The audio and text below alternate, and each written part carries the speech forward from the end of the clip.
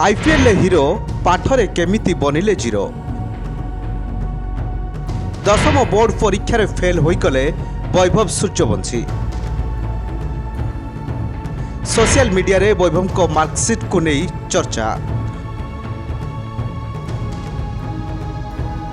दर्शक बंधु आपण माने खेलाड़ी को तो जानिथिबे जे आईपीएल रेकर्ड सृष्टि करिसंती। 37 बॉल आईपीएल करिसंती 100 रन।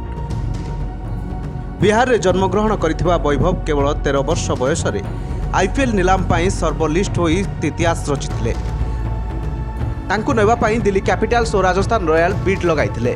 शेषरे राजस्थान वैभव को 1.1 कोटी रे निज दल रे शामिल करिथिला। आईपीएल सेतेबेले जेतिकी चर्चा नथिला एबे दशम परीक्षा सरिबा परे वैभव सेतिकी चर्चा काहेकिना वैभव दशम परीक्षा देइथिले आ तांकर बाहरिछि रिजल्ट। सोशल मीडिया रे वैभव को रिजल्ट को नहीं एकाधिक पोस्ट एबे भाइराल होउछि, किंतु ए पोस्ट रे किछि सत्यता नथिबा चर्चा होउछि। केवल मनोरंजन उद्देश्य रे ए पोस्ट टी फैंस माने भाइराल करिसंती बोली चर्चा होउछि। नजर पकांतु ए पोस्ट उपरे एथिरे लेखा जायछि 14 वर्षीय क्रिकेट सेंसेशन वैभव सूर्यवंशी दशम परीक्षा रे फेल होइछंती।